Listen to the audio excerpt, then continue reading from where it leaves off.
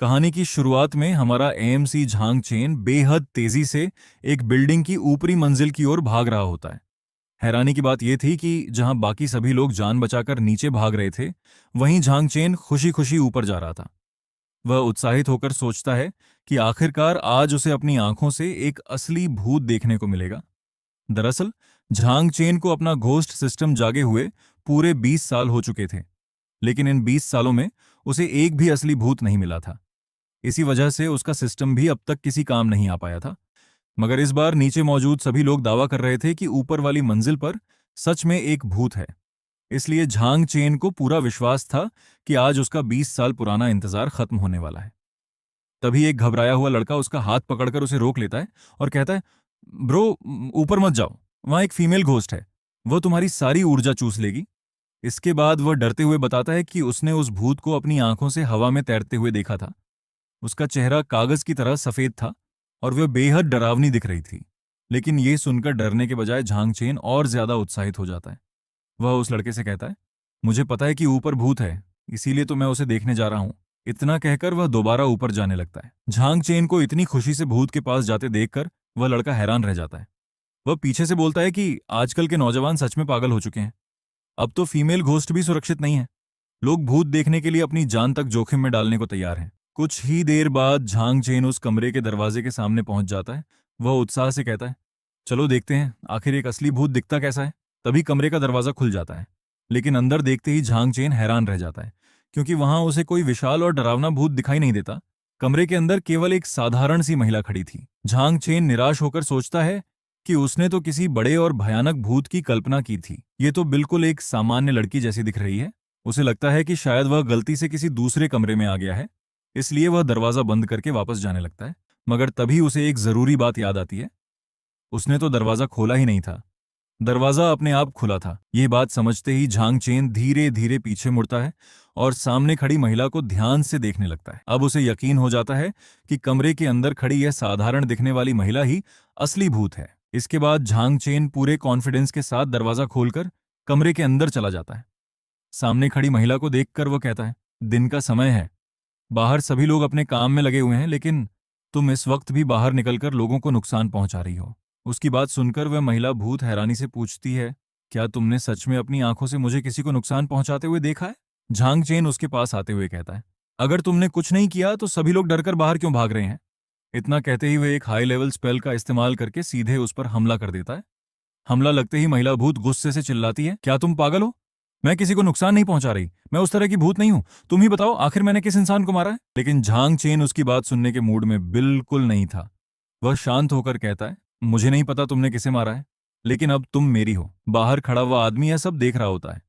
Jhang chain को बिना डरे एक भूत पर हमला करते देखकर वह पूरी तरह हैरान रह जाता है और सोचता है कि आजकल के नौजवान सच में किसी भी चीज से नहीं डरते। तभी झांग चेन के दिमाग में सिस्टम की आवाज गूंजती है। सिस्टम बताता है कि शुद्ध घोस्ट एनर्जी का पता चल चुका है और सिस्टम एक्टिव होने जा रहा है। अगले ही पल सिस्टम सफलतापूर्वक एक्टिव हो जाता है। उसी समय महिला भूत एक छोटी सी वस्तु के अंदर कैद हो जाती है। सिस्टम झांग चेन को उसके पहले भूत को पकड़ने के लिए बधाई देता है। इसके साथ ही उसका घोस्ट इंसाइक्लोपीडिया अनलॉक हो जाता है और उसे फेजिंग नाम की एक नई स्किल मिलती है। इसके बाद सिस्टम उसका रिवॉर्ड जनरेट करना शुरू करता है। कुछ ही पलों में महिला भूत एक छोटी सी फिगर में बदल जाती है। ये देखकर झांग चेन बेहद खुश हो जाता है। वह उस फिगर को हाथ में लेकर सोचता है कि आखिरकार 20 साल बाद उसका सिस्टम पूरी तरह काम करने लगा है। वह उत्साहित होकर कहता है, यह तो उम्मीद से भी ज्यादा अच्छा हुआ। अब मुझे ताकतवर बनने से कोई नहीं रोक सकता। बाहर खड़ा हुआ आदमी यह सब देखकर पूरी तरह सुन्न हो चुका था कि यह लड़का तो उस भूत से भी ज्यादा डरावना है। तभी कई गाड़ियां तेजी से बिल्डिंग के बाहर आकर रुकती हैं। उनमें से ब्यूरो 749 की एक टीम बाहर निकलती है। टीम का नेतृत्व कर रही महिला अधिकारी लिनवेई तुरंत पूछती है, भूत कहाँ है? इसके बाद वह अपने सैनिकों को आदेश देती है कि सबसे पहले सभी नागरिकों को सुरक्षित स्थान पर ले जाया जाए। बाद में उनकी यादें मिटा दी जाएंगी ताकि इस घटना की खबर बाहर न फैले। तभी वहां खड़ा आदमी उनसे कहता है, अब अंदर जाने का कोई फायदा नहीं है, सब कुछ खत्म हो चुका है। यह सुनकर लिनवेई हैरानी से पूछती है, खत्म हो चुका है? तुम क्या कहना चाहते हो? वह आदमी बताता है कि कुछ देर पहले एक नौजवान ऊपर गया था। अंदर जाते ही उसने उस महिला भूत को चीखने पर मजबूर कर दिया और अब कमरे के अंदर केवल उसी लड़के के हंसने की आवाज आ रही है। यह सुनकर लिन वेई और उसकी टीम एक दूसरे की ओर देखने लगते हैं। उन्हें समझ नहीं आता कि आखिर अंदर हुआ क्या है। टीम अंदर जाने ही वाली होती है कि एक सैनिक घबराकर कहता है, कैप्टन, मामला बहुत खतरनाक लग रहा है। क्या हमें पहले बैकअप बुला लेना चाहिए? लेकिन लिन वेई जवाब देती है कि अब उनके पास इंतजार करने का समय नहीं है। इसके बाद पूरी टीम सावधानी से कमरे के अंदर पहुंचती है। अंदर झांग चेन को देखकर एक सैनिक हैरानी से कहता है, कैप्टन, क्या हमें गलत जानकारी मिली थी? यहां तो एक महिला भूत होनी चाहिए थी। फिर ये लड़का कौन है? उसकी आवाज सुनकर झांग चेन पीछे मुड़ता है और कहता है, तुम लोग कौन हो और मुझे इस तरह क्यों देख रहे हो? मैं पूरी तरह इंसान हूं, कोई भूत नहीं। ये सुनकर वह सैनिक और ज्यादा घबरा जाता है। वह लिन वेई से कहता है, कैप्टन, ये भूत तो इंसानों की तरह बात भी कर सकता है। इसका स्तर काफी ऊंचा होना चाहिए। लिन वेई तुरंत सभी को सतर्क रहने का आदेश देती है। वह कहती है कि सामने वाला भूत बहुत शक्तिशाली हो सकता है और शायद वह अकेले पूरी टीम की रक्षा न कर पाए। ये सुनते ही सभी सैनिक हथियार तैयार करके थोड़ा पीछे हट जाते हैं। झांग चेन उन्हें देखकर परेशान हो जाता है और कहता है, क्या तुम सब पागल हो गए हो? मैं सच में एक इंसान हूं। लेकिन लिन वेई उसके अर्धपारदर्शी शरीर की ओर इशारा करते हुए पूछती है, क्या तुमने कभी किसी इंसान को इस तरह आधा पारदर्शी देखा है? ये सुनकर झांग चेन पहली बार अपने शरीर की ओर देखता है। उसका पूरा शरीर किसी भूत की तरह अर्धपारदर्शी हो चुका था। ये देखकर वह खुद भी घबरा जाता है और सोचता है कि आखिर वह अचानक भूत जैसा कैसे बन गया। वह तुरंत अपने सिस्टम से पूछता है, सिस्टम, इस सेमी ट्रांसपेरेंट मोड को बंद कैसे करूं? प्रमुख का प्रस्ताव सुनते ही झांग चेन बिना समय गंवाए पूछता है, अगर मैं ब्यूरो में शामिल होता हूं तो मुझे क्या क्या फायदे मिलेंगे? प्रमुख मुस्कुराते हुए कहते हैं, फायदों की चिंता मत कीजिए। शामिल होते ही आपका नाम सरकारी पैरोल में आ जाएगा। आपको पूरी सुविधाएं मिलेंगी और ब्यूरो की सबसे अच्छी सैलरी भी दी जाएगी। इसके बाद वह आगे बताते हैं कि काम के घंटे काफी फ्लेक्सिबल होंगे। हर सप्ताह छुट्टी मिलेगी, सभी सरकारी छुट्टियां भी रहेंगी और उससे कभी ओवरटाइम नहीं कराया जाएगा। यह सब सुनकर झांग चेन खुश होने के बजाय सोच में पड़ जाता है। वह मन ही मन सोचता है कि इतनी सारी छुट्टियां मिलेंगी तो उसकी घोस्ट हंटिंग की रफ्तार ही धीमी हो जाएगी। इसके बाद वह प्रमुख को रोकते हुए कहता है, एक मिनट, सैलरी और बाकी सुविधाओं वाली बात तो मुझे समझ आ गई और वे अच्छी भी हैं, लेकिन हर सप्ताह छुट्टी क्यों और सरकारी छुट्टियों का क्या मतलब है? उसका सवाल सुनकर प्रमुख को लगता है कि शायद झांग चेन को इतनी छुट्टियां भी कम लग रही हैं। वह तुरंत कहते हैं, क्या आप हमारे वेकेशन पैकेज से खुश नहीं हैं? कोई परेशानी नहीं, इस पर बात की जा सकती है। प्रमुख आगे बताते हैं कि अगर झांग चेन को यह व्यवस्था पसंद नहीं है तो उसे एक स्पेशल कंसल्टेंट बनाया जा सकता है। उस पद पर उसे रोज ऑफिस आने या अपनी अटेंडेंस लगाने की जरूरत नहीं होगी। उसकी सैलरी और बाकी सभी सुविधाएं पहले जैसी ही रहेंगी। उसे केवल तभी बुलाया जाएगा जब ब्यूरो के सामने कोई बहुत खतरनाक और मुश्किल मामला आएगा जिसे सामान्य अधिकारी संभाल नहीं सकते। प्रमुख उससे पूछते हैं, आपको यह व्यवस्था कैसी लगी? लेकिन उनकी बात सुनकर झांग चेन नाराज हो जाता है। वह कहता है, आप लोग खुद भूतों और अनोमलीज का शिकार नहीं करते, इसलिए इतनी आसानी से छुट्टियों की बात कर रहे हैं। इसके बाद वह गंभीर होकर समझाता है कि ब्यूरो का काम लोगों की रक्षा करना है। भूत केवल काम वाले दिनों में हमला नहीं करते और न ही वे सरकारी छुट्टियों का कैलेंडर देखकर बाहर निकलते हैं। वह कहता है, क्या भूत हर सप्ताह छुट्टी लेते हैं? क्या वेंचफुल स्पिरिट्स को भी लेबर लॉ के बारे में पता है? झांग चेन आगे कहता है कि ब्यूरो 749 एक विशेष सरकारी एजेंसी है, इसलिए उन्हें 24 घंटे तैयार रहना चाहिए ताकि किसी भी समय और किसी भी जगह लोगों की मदद की जा सके। उसकी बात सुनकर पास खड़ा एक सैनिक पूरी तरह हैरान रह जाता है। वह मन ही मन सोचता है कि यह आदमी तो ओवरवर्क का राजा है। उसने आज तक किसी कर्मचारी को ज्यादा छुट्टियां मिलने की शिकायत करते नहीं देखा था। वहीं ब्यूरो प्रमुख भी कुछ पलों तक झांग चेन को देखते रह जाते हैं। इसके बाद उनके चेहरे पर खुशी आ जाती है। वह सोचते हैं कि इस आदमी को पैसों की कोई चिंता नहीं है और यह छुट्टियों को भी अपने दुश्मन की तरह देखता है। इसके लिए सबसे जरूरी चीज लोगों की रक्षा करना और ज्यादा से ज्यादा काम करना है। प्रमुख मन ही मन कहते हैं कि ब्यूरो 749 को हमेशा से इसी एटीट्यूड वाले व्यक्ति की जरूरत थी। तभी सिस्टम झांग चेन को बताता है कि पहली बार सिस्टम एक्टिव होने के कारण उसके शरीर में बहुत ज्यादा ऊर्जा इकट्ठी हो गई थी। उसी एनर्जी ओवरफ्लो की वजह से उसकी फेजिंग स्किल अपने आप चालू हो गई है। वह जब चाहे इसे बंद कर सकता है। यह सुनते ही झांग चेन कहता है, तो फिर इसे तुरंत बंद करो। अगले ही पल उसका अर्धपारदर्शी शरीर वापस सामान्य हो जाता है। उसी समय सैनिक के रडार पर एक चेतावनी दिखाई देती है। वह हैरानी से लिन वेई की ओर देखकर कहता है, कैप्टन, इसकी एनर्जी सिग्नेचर अचानक गायब हो गई है। झांग चेन को अपनी शक्ति इस तरह बंद करते देखकर पूरी टीम हैरान रह जाती है। लिन वेई अपना पहचान पत्र निकालते हुए कहती है, हम ब्यूरो 749 से हैं।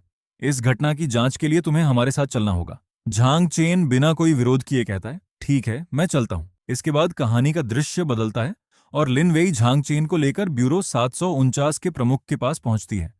उन्हें देखते ही प्रमुख पूछते हैं, वहां की स्थिति कैसी है? क्या उस असामान्य घटना को संभाल लिया गया? लिन वेई जवाब देती है, सर वहां हमें एक अप्रत्याशित समस्या का सामना करना पड़ा। जब हमारी टीम घटनास्थल पर पहुंची तब एनर्जी रीडिंग अचानक ए लेवल से भी ऊपर चली गई थी, लेकिन अंदर हमें कोई असामान्य जीव नहीं मिला। वहां केवल ये लड़का मौजूद था। इतना कहकर वह झांग चेन की ओर इशारा करती है। प्रमुख झांग चेन को ध्यान से देखते हुए पूछते हैं, तुम उस बिल्डिंग में क्या कर रहे थे? झांग चेन सामान्य तरीके से जवाब देता है, कुछ खास नहीं। मुझे पता चला था कि वहां एक भूत है, इसलिए मैं उसे देखने चला गया। प्रमुख उससे पूछते हैं, तो क्या तुम्हें वो भूत दिखाई दिया? झांग चेन तुरंत जवाब देता है, हाँ मैंने उसे देखा था और उसे पकड़ भी लिया। प्रमुख उत्सुकता से पूछते हैं, क्या मैं उस भूत को देख सकता हूं?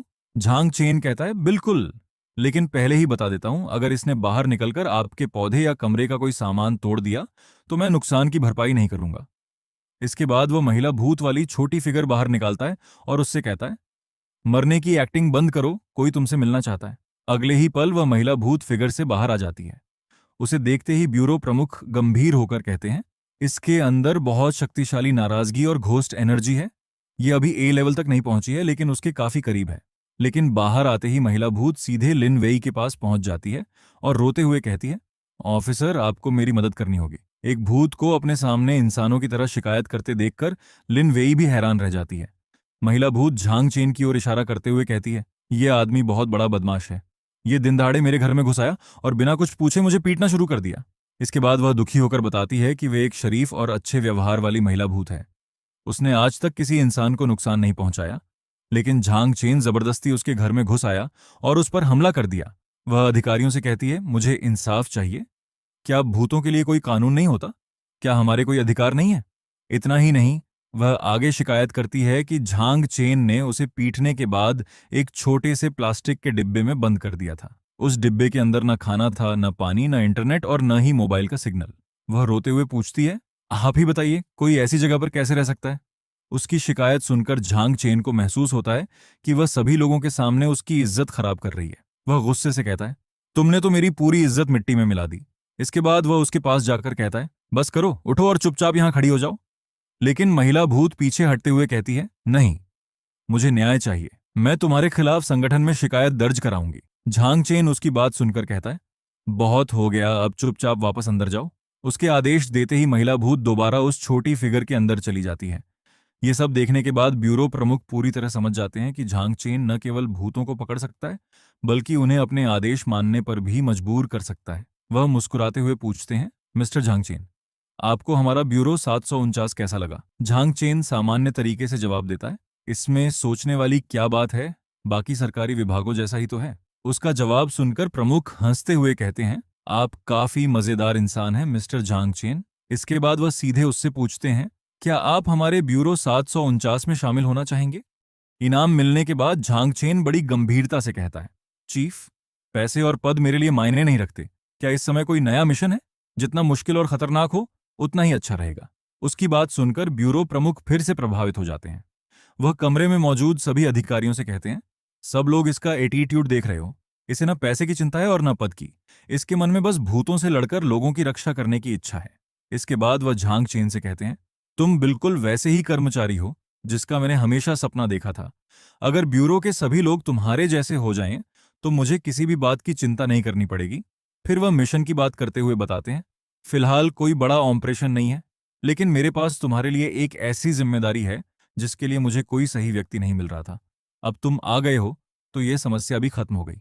वह आगे बताते हैं कि कुछ दिनों बाद ब्यूरो 749 का मुख्यालय अपनी अर्धवार्षिक रियल कॉम्बैट प्रतियोगिता आयोजित करने वाला है।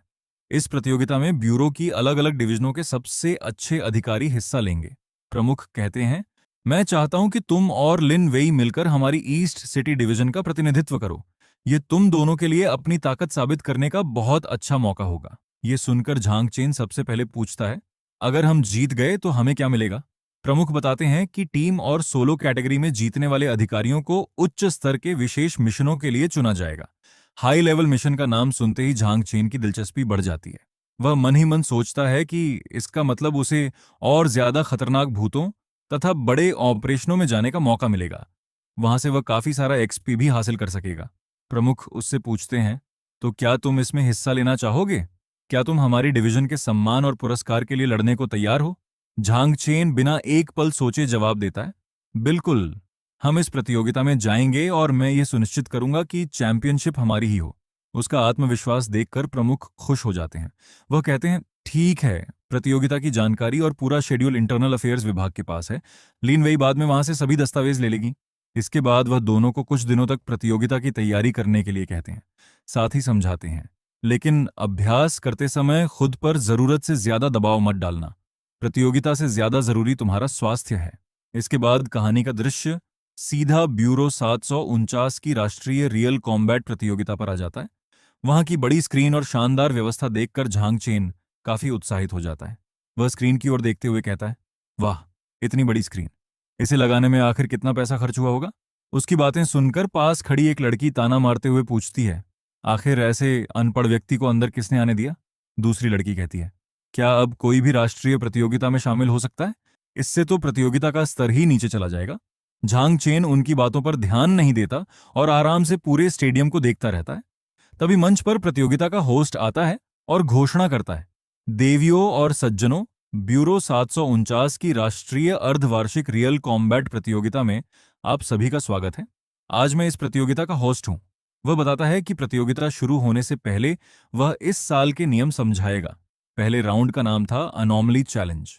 इस राउंड में प्रत्येक प्रतियोगी को एक अलग अनोमली क्षेत्र के अंदर भेजा जाएगा। उन्हें 15 मिनट के अंदर वहां मौजूद अनोमली को काबू करना होगा। जो प्रतियोगी समय के अंदर उस अनोमली को हरा देगा, वह अगले राउंड में पहुंच जाएगा। नियम समझाने के बाद होस्ट घोषणा करता है कि पहला राउंड कुछ ही देर में शुरू होने वाला है और सभी प्रतियोगी तैयार हो जाएं। तभी चेन शाओ भी वहां पहुंच जाता है। वह लिन वेई से कहता है, तुम चिंता मत करो, अपनी ताकत के साथ तुम इस राउंड को आसानी से पार कर लोगी। इसके बाद लिन वेई प्रतियोगिता के क्षेत्र में चली जाती है। उसे मंच पर आते देखकर दर्शकों के बीच काफी उत्साह फैल जाता है। इसी दौरान चेन शाओ झांग चेन से कहता है, तुम्हें शायद अंदाजा नहीं है कि यहाँ किस स्तर के लोग आते हैं। पिछले साल के रनर अप ने अकेले 3 ए लेवल मामलों को संभाला था। वह झांग चेन का मजाक उड़ाते हुए आगे कहता है, तुम अपने उन 2 नकली भूतों के साथ भी उनके स्तर के आसपास नहीं पहुंच सकते। झांग चेन उसकी ओर देखे बिना शांत आवाज में कहता है, यहाँ कौन सा कुत्ता लगातार भौंककर मेरी शांति खराब कर रहा है? ये सुनते ही चेन शाओ का चेहरा गुस्से से लाल हो जाता है, लेकिन वह कुछ कर पाता उससे पहले ही प्रतियोगिता शुरू होने की घोषणा हो जाती है। होस्ट कहता है, प्रतियोगिता आधिकारिक रूप से शुरू हो चुकी है। ईस्ट सिटी डिवीजन की पहली प्रतियोगी लिन वेई का स्वागत कीजिए। लिन वेई के मैदान में आते ही दर्शक उसके पुराने रिकॉर्ड की चर्चा करने लगते हैं। कई लोग बताते हैं कि उसने ईस्ट सिटी में कई मुश्किल ऑपरेशनों में शानदार प्रदर्शन किया था, इसलिए सभी को उससे काफी उम्मीदें थीं। तभी उसके सामने एक अनोमली प्रकट होती है। स्क्रीन पर उसकी शक्ति देखकर दर्शक हैरान हो जाते हैं, क्योंकि वह एक बी क्लास अनोमली थी। एक दर्शक कहता है, पहले राउंड में ही बी क्लास अनोमली? यह मुकाबला उम्मीद से ज्यादा मुश्किल होने वाला है। दूसरी ओर एक लड़की हैरानी से पूछती है, लिन वेई क्या करने वाली है? क्या वह सच में एक बी क्लास अनोमली का सीधे सामना करेगी? झांग चेन भी लिन वेई की चालों को ध्यान से देखते हुए कहता है, उसकी क्षमता अच्छी है, लेकिन बी क्लास अनोमली से सीधे टकराना काफी जोखिम भरा है। कुछ ही पलों में वह समझ जाता है कि लिन वेई जल्दबाजी में हमला नहीं कर रही थी। वह पहले सामने वाली अनोमली की ताकत और गति को जांच रही थी। लेकिन झांग चेन उसकी एक कमजोरी भी पकड़ लेता है। वह कहता है, उसका सेंटर ऑफ ग्रेविटी कुछ ज्यादा ऊंचा है। अगर सामने वाली अनोमली ने अचानक नीचे से हमला किया तो उसके लिए संतुलन बनाए रखना मुश्किल हो जाएगा। उसी समय अनोमली तेजी से लिन वेई पर हमला करती है, लेकिन लिन वेई समय रहते अपना एनर्जी नेट फैला देती है और उसके हमले को रोक लेती है। इसके बाद वह उसी नेट को विस्फोटित करके तुरंत रक्षा से आक्रमण में बदल जाती है। यह देखकर दर्शक हैरान हो जाते हैं। वहीं झांग चेन उसकी तारीफ करते हुए कहता है, नेट को ब्लास्ट करना एक समझदारी भरा कदम था। उसने एक पल में डिफेंस को अटैक में बदल दिया, लेकिन अगले ही पल वह फिर उसकी कमी पकड़ लेता है। वह कहता है, हालांकि नेट के फटने के बाद लगभग 1 सेकंड के लिए उसके सीने वाला हिस्सा खुला रह गया था। अगर उस समय अनोमली सीधे चार्ज कर देती तो लिन वेई मुश्किल में पड़ सकती थी। इसी बीच लिन वेई अपनी सबसे शक्तिशाली लाइटनिंग स्किल तैयार करती है। उसके शरीर के आसपास तेज बिजली इकट्ठी होने लगती है और अगले ही पल वह पूरा हमला अनोमली पर छोड़ देती है। धमाके के साथ वह बी क्लास अनोमली पूरी तरह नष्ट हो जाती है। लिन वेई ने अपना पहला मुकाबला सफलतापूर्वक जीत लिया था। झांग चेन की बात सुनते ही ब्यूरो प्रमुख तुरंत उसके पास आते हैं और कहते हैं, तुम बिल्कुल सही कह रहे हो। ब्यूरो 749 को तुम्हारे जैसे ही व्यक्ति की जरूरत है, जिसके अंदर जिम्मेदारी, समर्पण और अपने काम के प्रति पूरी निष्ठा हो। इसके बाद वह लिन वेई की ओर देखकर कहते हैं, अब से तुम्हें भी कॉमरेड झांग चेन से बहुत कुछ सीखना चाहिए। लिन वेई तुरंत जवाब देती है, जी चीफ। फिर प्रमुख वहीं एक बड़ा फैसला सुनाते हैं। वह कहते हैं, आज से हम आधिकारिक रूप से एक स्पेशल रिस्पॉन्स टीम बना रहे हैं। ये टीम केवल जरूरी और बेहद खतरनाक मामलों को संभालेगी और इस टीम के लीडर होंगे कॉमरेड झांग चेन। इसके बाद वह लिन वेई से कहते हैं, अब से तुम और तुम्हारी पूरी टीम लीडर झांग के अधीन काम करोगे। उनके साथ रहकर तुम लोगों को भी काफी कुछ सीखने का मौका मिलेगा। यह आदेश सुनकर लिन वेई अंदर ही अंदर हैरान रह जाती है। वह सोचती है कि अभी कुछ देर पहले तक झांग चैन ब्यूरो का हिस्सा भी नहीं था और अब अचानक वहीं उसका लीडर बन गया है। उसे समझ नहीं आता कि क्या केवल छुट्टी लेने से इनकार करने की वजह से उसे इतना बड़ा पद दे दिया गया। तभी एक सैनिक तेजी से कमरे के अंदर आता है और कहता है, चीफ, एक बड़ी समस्या हो गई है। प्रमुख तुरंत पूछते हैं, क्या हुआ? सैनिक बताता है, टीम लीडर वांग और उनकी टीम शहर के पश्चिमी हिस्से में मौजूद एक बंद पड़ी फैक्ट्री में गए थे। वहां केवल एक सी क्लास वेंचफुल स्पिरिट को पकड़ने का मिशन था, लेकिन करीब 10 मिनट पहले टीम लीडर वांग ने एक इमरजेंसी मैसेज भेजा था। उन्होंने बताया कि उस फैक्ट्री के अंदर अचानक एक अनोमली नोड प्रकट हो गया है और अब पूरी टीम उसके अंदर फंस चुकी है। ये सुनकर लिन वेई हैरानी से पूछती है, एक अनोमली नोड? क्या यह जानकारी पक्की है? ब्यूरो प्रमुख भी गंभीर हो जाते हैं। वह कहते हैं कि उस पुरानी फैक्ट्री की एनर्जी रीडिंग हमेशा से स्थिर थी। वहां अचानक एक नोड प्रकट होना सामान्य बात नहीं थी। स्थिति की गंभीरता समझते ही वह तुरंत इमरजेंसी अलर्ट जारी कर देते हैं। इसके बाद वह लिन वेई को आदेश देते हैं, अपनी टीम को लेकर तुरंत उस फैक्ट्री के लिए निकलो। मैं बाकी कैप्चर टीम को भी तुम्हारे पीछे भेज रहा हूं, लेकिन याद रखना, तुम्हारी पहली प्राथमिकता टीम लीडर वांग और उनके लोगों को सुरक्षित बाहर निकालना है। लिन वेई आदेश मानकर जाने लगती है, लेकिन तभी झांग चेन उसे रोक लेता है। वह उत्सुकता से पूछता है, ये अनोमली नोड आखिर होता क्या है? नाम तो काफी दिलचस्प लग रहा है। लिन वेई पहले कहती है कि अभी ये सब समझाने का समय नहीं है, लेकिन फिर वह उसे संक्षेप में बताती है कि अनोमली नोड एक ऐसी जगह होती है जहां से लगातार भूत और दूसरी अनोमलीज पैदा होती रहती हैं। अगर उसे समय रहते नष्ट नहीं किया गया तो धीरे धीरे वह पूरा इलाका एक घोस्ट जोन में बदल जाएगा। इसके बाद टीम लीडर वांग और उनकी टीम का वहां से जीवित निकलना लगभग नामुमकिन हो जाएगा। लेकिन यह सुनकर झांग चेन डरने के बजाय काफी उत्साहित हो जाता है। वह सोचता है कि यह तो बिल्कुल एक ऑटो स्पॉन पॉइंट की तरह है, जहां भूत लगातार पैदा होते रहेंगे। उसके लिए तो जितने ज्यादा भूत होंगे उतना ही अच्छा होगा। इसके बाद वह गंभीर चेहरा बनाकर ब्यूरो प्रमुख से कहता है, इस समय आम लोगों की सुरक्षा बहुत बड़े खतरे में है और स्पेशल रिस्पॉन्स टीम का लीडर होने के नाते वहां जाना मेरी जिम्मेदारी है। इसलिए कृपया मुझे इस मिशन पर जाने की अनुमति दीजिए। उसकी बात सुनकर ब्यूरो प्रमुख की आंखों में खुशी आ जाती है। वह कमरे में मौजूद सभी लोगों से कहते हैं, सब लोग इसे ध्यान से देखो। इसे कहते हैं असली जिम्मेदारी और समर्पण। इसे पता है कि सामने कितना बड़ा खतरा है, फिर भी यह बिना डरे वहां जाने को तैयार है। ऐसा साहस बहुत कम लोगों में होता है। इसके बाद वह झांग चेन से कहते हैं, बहुत अच्छा लीडर झांग, यह मिशन अब तुम ही लीड करोगे। लिन वेई और उसकी पूरी टीम तुम्हारा पूरा सहयोग करेगी। अंत में वह उसे सख्त आदेश देते हैं, लेकिन ध्यान रखना, तुम्हें टीम लीडर वांग सहित सभी लोगों को सुरक्षित वापस लेकर आना है। यह सुनकर लिन वेई मन ही मन सोचती है कि झांग चेन को केवल इसलिए मिशन की कमान मिल गई क्योंकि उसकी बातें सुनकर ऐसा लग रहा था जैसे वह खुद मरने के लिए सबसे ज्यादा उत्साहित हो। इसके बाद कहानी का दृश्य शहर के पश्चिमी हिस्से में मौजूद उस बंद पड़ी फैक्ट्री पर आ जाता है।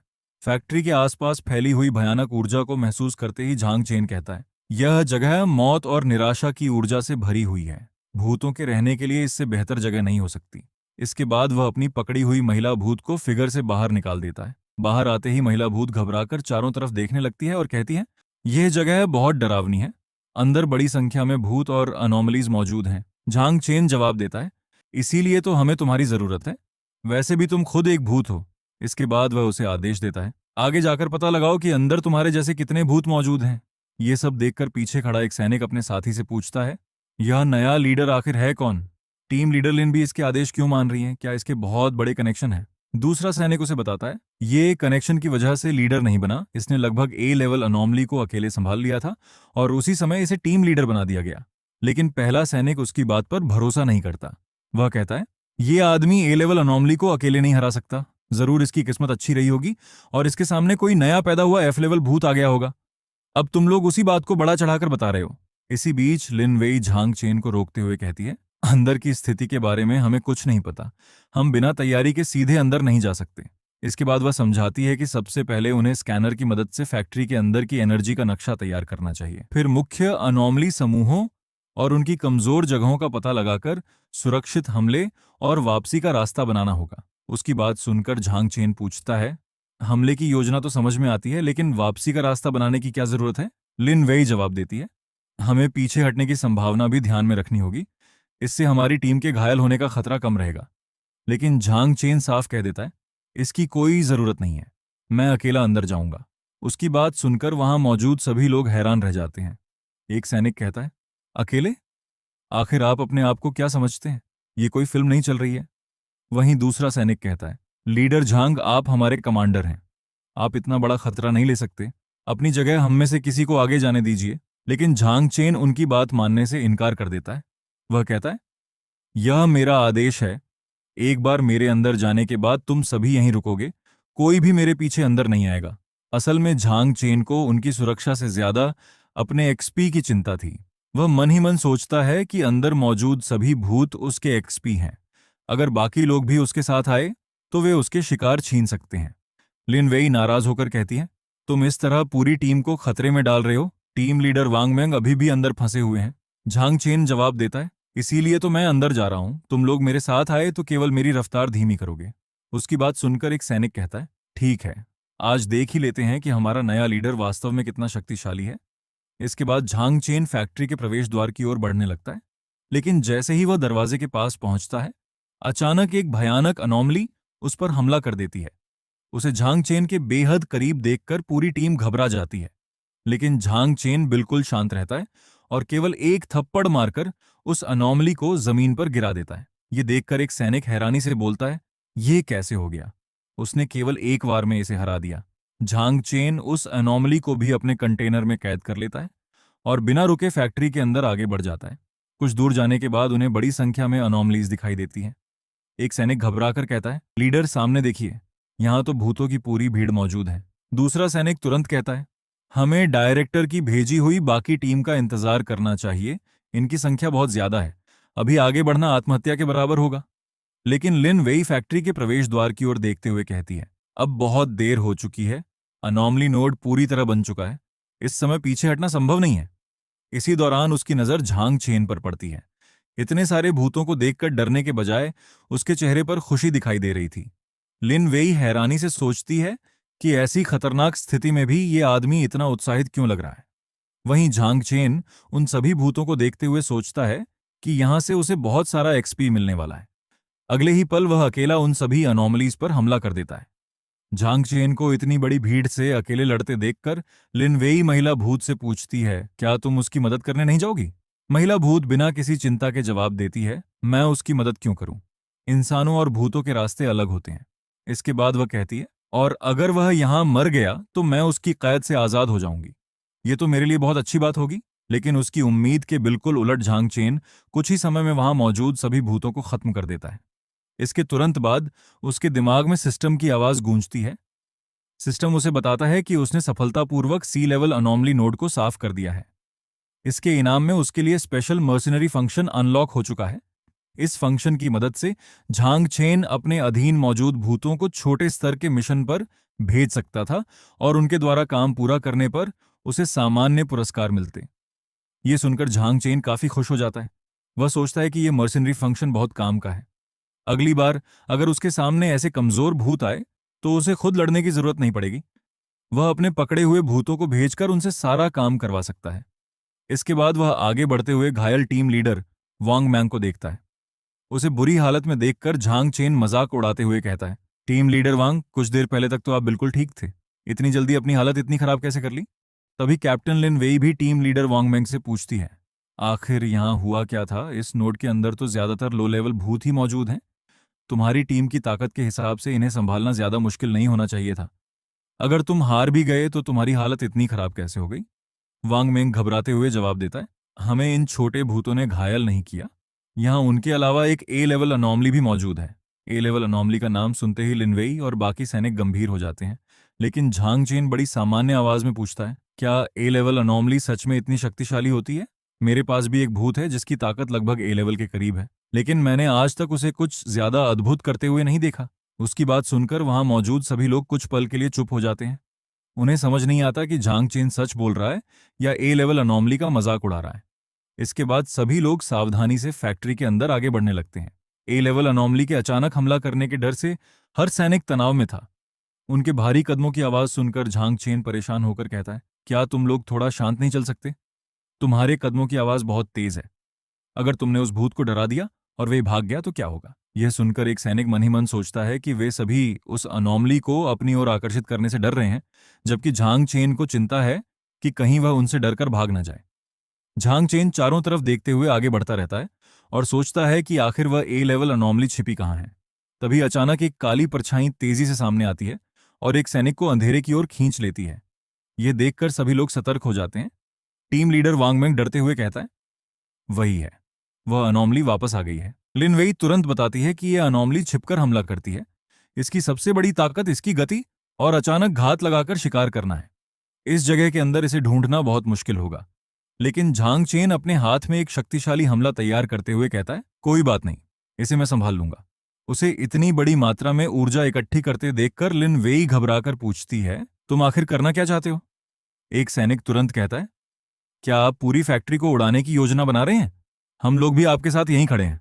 वहीं दूसरा सैनिक डरते हुए कहता है, क्या हम सब इसके साथ ही मरने वाले हैं? मेरी तो अभी शादी भी नहीं हुई है। लेकिन झांग चेन शांत आवाज में कहता है, चिंता मत करो, मुझे पता है मैं क्या कर रहा हूं। इतना कहकर वह अपना हमला छोड़ देता है। उस हमले से बचने के लिए काली परछाई को अपनी छिपी हुई जगह से बाहर आना पड़ता है।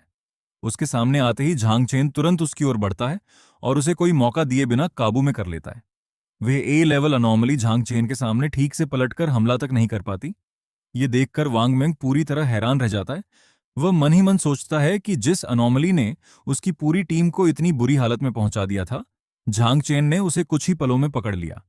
इसके बाद कहानी का दृश्य बदलता है और हमें सफेद कोट पहने हुए चेन शाओ नाम का एक लड़का दिखाई देता है। वह तेजी से लिनवेई के पास पहुंचकर पूछता है, क्या तुम ठीक हो? तुम्हें कहीं चोट तो नहीं लगी? तुम्हारा संदेश मिलते ही मैं तुरंत यहां आ गया। लेकिन जब उसकी नजर झांग चेन पर पड़ती है तो वह नाराज होकर पूछता है, यह कौन है और मेरे इतने करीब क्यों खड़ा है? उसका बॉडीगार्ड बताता है, यंग मास्टर, ये ब्यूरो 749 का नया स्पेशल एडवाइजर और स्पेशल रिस्पॉन्स टीम का लीडर है। यह सुनकर चेन शाओ झांग चेन को नीची नजरों से देखते हुए कहता है, एक स्पेशल एडवाइजर? ये तो बस एक ऐसा आदमी है जो थोड़ा बहुत लड़ सकता है। चाहे ये ब्यूरो के लिए कितना भी काम कर ले, इससे इसकी छोटी हैसियत नहीं बदल जाएगी। इसके बाद वह लिन वेई से कहता है, चलो हम यहां से चलते हैं। इन खतरनाक और असभ्य लोगों के बीच यह जगह सुरक्षित नहीं है। फिर वह मुस्कुराते हुए बताता है कि उसके पिता ने शहर के बीचों बीच एक नया मिशेलिन रेस्टोरेंट खोला है और वह लिन वेई को वहां खाना खिलाने ले जाना चाहता है। लिन वेई उसकी बात का जवाब नहीं देती। ये देखकर झांग चेन सीधे उससे कहता है, क्या तुम्हें दिखाई नहीं दे रहा कि वह तुम्हारे साथ नहीं जाना चाहती? इसके बाद वह चेन शाओ की ओर देखकर कहता है, क्या तुम्हें इतना भी नहीं पता कि किसी के पीछे जबरदस्ती पड़ने से वह तुम्हें पसंद नहीं करने लगेगा? झांग चेन की बात सुनकर चेन शाओ का चेहरा गुस्से से भर जाता है। वह कहता है, तुम्हें पता भी है कि तुम किससे बात कर रहे हो? मुझे इससे कोई फर्क नहीं पड़ता कि तुम ब्यूरो के एडवाइजर हो। तुम बिना किसी परिवार और बैकग्राउंड वाला एक मामूली इंसान हो। तभी वहां का तापमान अचानक तेजी से गिरने लगता है।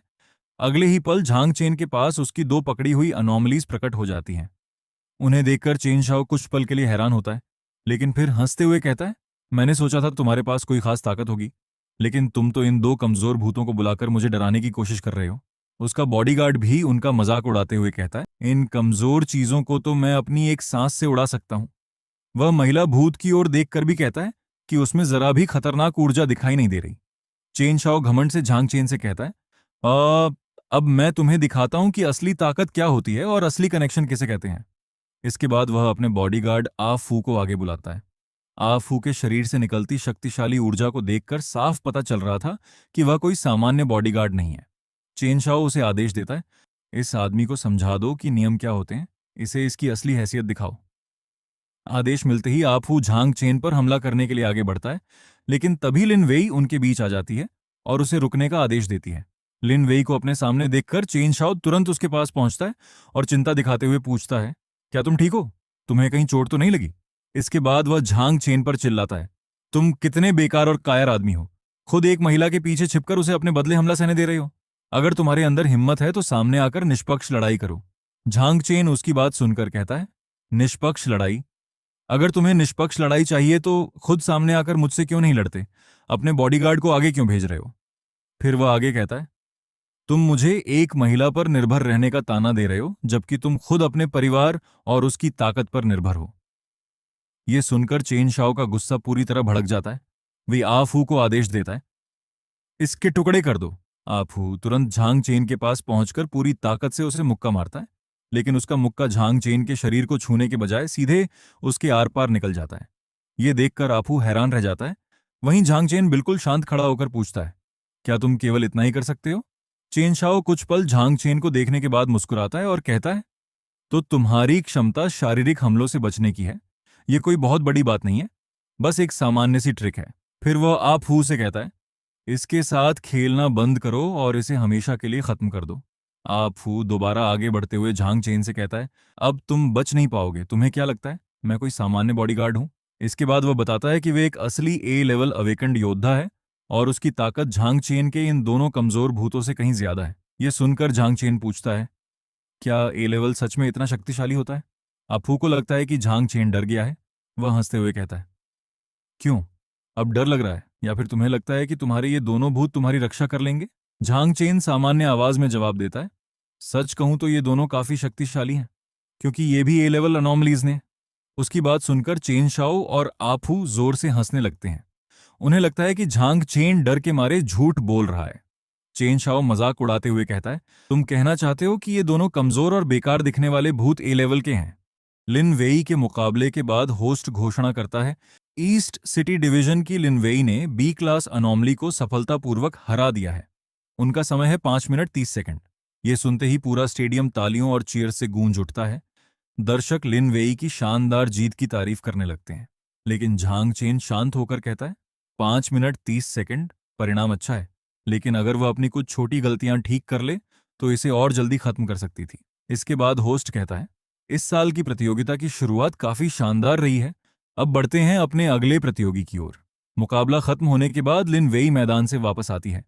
झांग चेन उसे पानी देते हुए कहता है, तुमने अच्छा प्रदर्शन किया।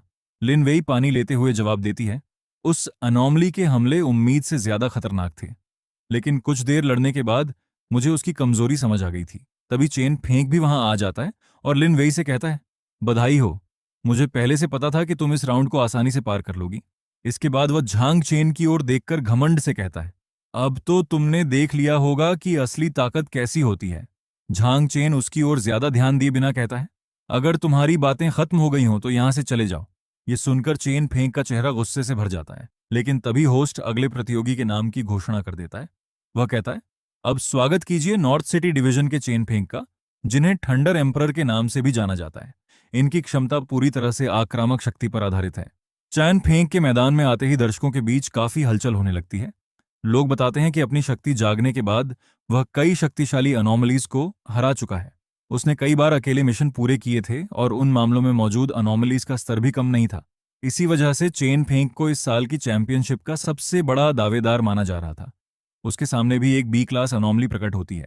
मुकाबला शुरू होते ही चेन फेंक बिना कोई समय गंवाए सीधे उसके सामने पहुंचता है और सुनहरी बिजली से भरा एक शक्तिशाली मुक्का मारता है। उसका हमला इतना जोरदार था कि अनोमली पीछे की ओर जा गिरती है। ये देखकर दर्शक उत्साहित होकर कहते हैं, वाह, ये सुनहरी बिजली कितनी शक्तिशाली है। चेन फेंक का अपनी क्षमता पर नियंत्रण भी कमाल का है। यही तो चैंपियन बनने वाली ताकत है। लेकिन झांग चेन उनकी बात सुनकर कहता है, इसमें नियंत्रण कहाँ था, उसने तो बस पूरी ताकत से सीधा हमला किया है।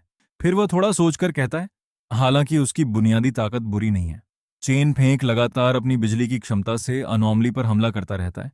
वह उसे संभलने का कोई मौका नहीं देता। अंत में वह आसमान से एक बेहद शक्तिशाली लाइटनिंग अटैक छोड़ता है। तेज धमाके के साथ वह बी क्लास अनोमली पूरी तरह खत्म हो जाती है। इसके बाद होस्ट उत्साहित होकर घोषणा करता है, नॉर्थ सिटी डिवीजन के चेन फेंग ने बी क्लास अनोमली को सफलतापूर्वक हरा दिया है। उनका समय है 4 मिनट 20 सेकंड। ये सुनकर आपू झांग चेन का मजाक उड़ाते हुए कहता है, तुम्हें क्या लगता है ए लेवल अनोमलीज पेड़ों पर उगती हैं जिन्हें कोई भी जाकर पकड़ लाए? तुम बस सपने देख रहे हो। चेन शाओ भी घमंड से कहता है, इंसान को अपनी हैसियत के हिसाब से बात करनी चाहिए।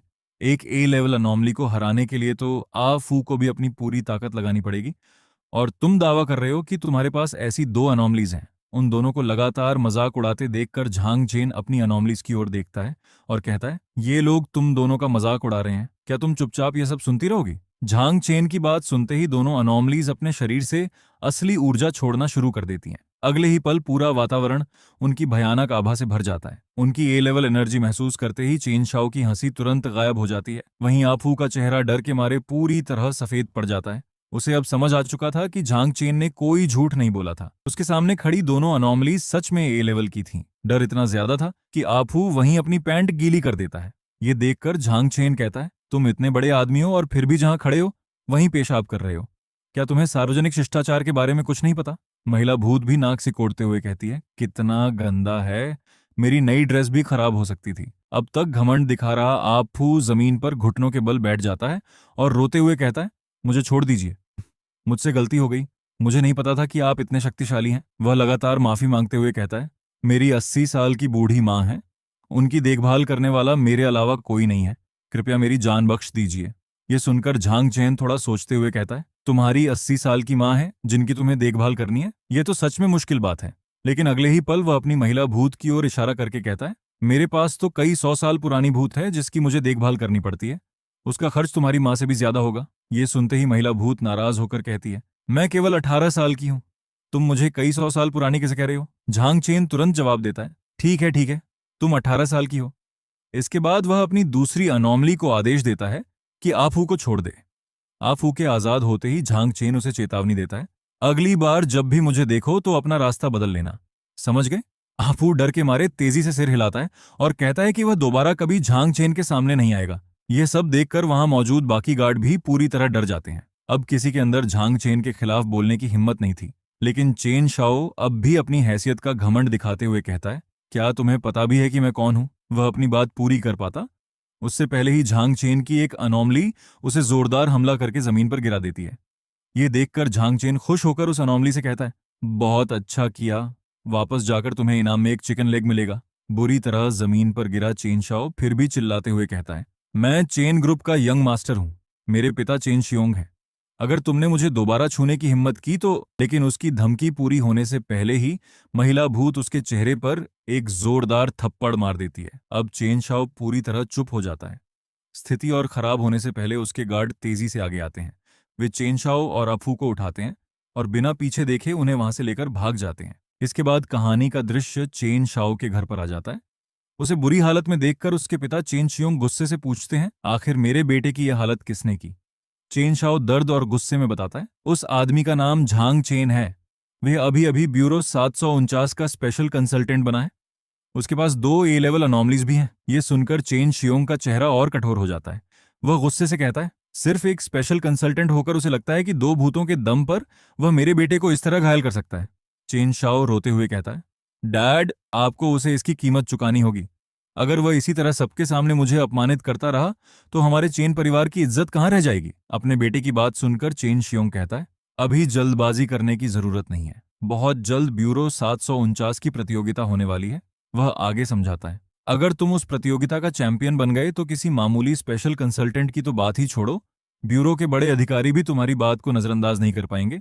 उसके बाद तुम झांग चेन के साथ जो चाहो कर सकते हो। यह सुनकर चेन शाओ थोड़ा हैरान होकर पूछता है, लेकिन डैड, मैं उस प्रतियोगिता को जीतूंगा कैसे? चेन शियोंग आत्मविश्वास से जवाब देता है, तुम्हें चिंता करने की कोई जरूरत नहीं है, इस बार मैंने पहले से सारी व्यवस्था कर रखी है। इसके बाद वह बताता है कि उसकी डायरेक्टर जेंग से पहले ही बात हो चुकी है। इस बार प्रतियोगिता का चैंपियन चेन शाओ ही बनेगा। वह ठंडी आवाज में कहता है, इस बार झांग चेन ज्यादा समय तक बच नहीं पाएगा। इसके बाद कहानी का दृश्य वापस झांग चेन पर आता है। ब्यूरो प्रमुख उसे एक इनाम देते हुए कहते हैं, वेस्ट सिटी की बंद फैक्ट्री वाला मामला तुमने बहुत अच्छी तरह संभाला, तुम्हारे काम से ऊपर के अधिकारी भी काफी प्रभावित हुए हैं। फिर वह झांग चेन के सामने एक चेक और कुछ आधिकारिक दस्तावेज रखते हैं। वह कहते हैं, यह ब्यूरो की ओर से 20,000 का विशेष पुरस्कार है। इसके साथ ही तुम्हारी स्पेशल रिस्पॉन्स टीम के आधिकारिक टीम लीडर के रूप में नियुक्ति भी मंजूर हो चुकी है। अब झांग चेन केवल नाम का लीडर नहीं था, ऊपर से मंजूरी मिलने के बाद वह आधिकारिक रूप से ब्यूरो 749 की स्पेशल रिस्पॉन्स टीम का प्रमुख बन चुका था। चेन फेंक का समय सुनते ही पूरी ऑडियंस हैरान रह जाती है और जोर जोर से उसे चीयर करने लगती है। लिन वेई भी उसकी परफॉर्मेंस देखकर कहती है, उसने मुझसे भी जल्दी मुकाबला खत्म कर दिया। झांग चेन शांत होकर जवाब देता है, हाँ उसका रिजल्ट इंप्रेसिव है, लेकिन उसकी फाइटिंग स्टाइल बहुत ज्यादा स्ट्रेट फॉरवर्ड थी। लिन वेई उसकी ओर देखकर पूछती है, तुम्हारा क्या मतलब है? झांग चेन समझाता है, उसने पूरा मुकाबला केवल 3 मूव्स में खत्म किया। पहले एक सीधा पंच, फिर तुरंत चेज और आखिर में फिनिशिंग अटैक। इसमें किसी खास स्ट्रैटेजी या टैक्टिक्स का इस्तेमाल नहीं हुआ। ये सुनकर लिन वेई पूछती है, तो तुम कहना चाहते हो कि यह तरीका कम स्तर की अनोमलीज के खिलाफ काम कर सकता है, लेकिन किसी ज्यादा शक्तिशाली ओपोनेंट के सामने बेकार हो जाएगा? झांग चेन कहता है, बिल्कुल। अगर उसने अपनी एनर्जी को इसी तरह बिना सोचे खर्च किया तो लंबे मुकाबले में उसकी ताकत बहुत जल्दी खत्म हो जाएगी। लिनवेई उसकी बात सुनकर कहती है, तुम्हारा एनालिसिस सच में काफी अच्छा है। तभी होस्ट अगले प्रतियोगी की घोषणा करता है। वह कहता है, अब स्वागत कीजिए नॉर्थ सिटी डिवीजन के लीमिंग का। लीमिंग का नाम सुनते ही ऑडियंस में एक बार फिर हलचल मच जाती है। लोग उत्साहित होकर कहते हैं, ये तो पिछले साल का नेशनल रनर अप है, इस बार यह जरूर चैंपियनशिप के लिए आया है। लीमिंग मैदान के अंदर आता है, लेकिन इस बार उसके सामने कोई सामान्य ओपोनेंट नहीं बल्कि एक ए क्लास अनोमली प्रकट होती है। उसे देखते ही ऑडियंस घबरा जाती है। एक दर्शक कहता है, पहले राउंड में ए क्लास अनोमली? क्या उसने खुद ज्यादा कठिन चैलेंज चुना है? झांग चेन भी ध्यान से मुकाबला देखते हुए कहता है, अब चीजें थोड़ी इंटरेस्टिंग होने लगी हैं। मुकाबला शुरू होते ही लीमिंग तेजी से अनोमली के पहले हमले से बच जाता है। उसकी रिएक्शन स्पीड देखकर झांग चेन कहता है, उसकी प्रतिक्रिया अच्छी है, लेकिन वह जरूरत से ज्यादा पीछे हट गया। उसके पास उसी समय पलटकर हमला करने का मौका था। इसके बाद एक क्लास अनोमली एक शक्तिशाली पंच के साथ लीमिंग पर हमला करती है। लीमिंग पीछे हटने के बजाय उस हमले को सीधे अपने डिफेंस से रोक लेता है। यह देखकर ऑडियंस हैरान हो जाती है। वे कहते हैं, उसने ए क्लास अनोमली का हमला सीधे ब्लॉक कर लिया। उसका डिफेंस कितना मजबूत है। लेकिन झांग चेन कहता है, वह पंच पूरी तैयारी के साथ नहीं किया गया था। अनोमली के पैर सही पोजीशन में नहीं थे। अगर उसने संतुलन बनाकर पूरी ताकत से हमला किया होता तो ली मिंग उसे इस तरह नहीं रोक पाता। इसके बाद ली मिंग लगातार उसके हमलों को डोड करता है और सही मौका मिलते ही पलटकर हमला कर देता है। कुछ देर के मुकाबले के बाद वह ए क्लास अनोमली को सफलतापूर्वक खत्म कर देता है। तभी होस्ट घोषणा करता है, नॉर्थ सिटी डिवीजन के लीमिंग ने ए क्लास अनोमली को 7 मिनट 50 सेकंड में हरा दिया है। ये सुनते ही पूरी ऑडियंस उत्साहित हो जाती है। लोग कहते हैं, इस साल नॉर्थ सिटी डिवीजन की ताकत सच में एक अलग लेवल पर है। झांग चेन भी लीमिंग को देखते हुए कहता है, इस लीमिंग के पास सच में कुछ स्किल्स हैं। लिन वेई जवाब देती है, इस साल नॉर्थ सिटी काफी मजबूत तैयारी के साथ आया है, लेकिन तुम भी अपना बेस्ट देना।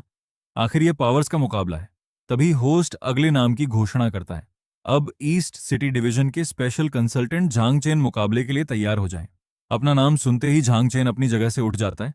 लेकिन इसी बीच कहानी का दृश्य बदलता है।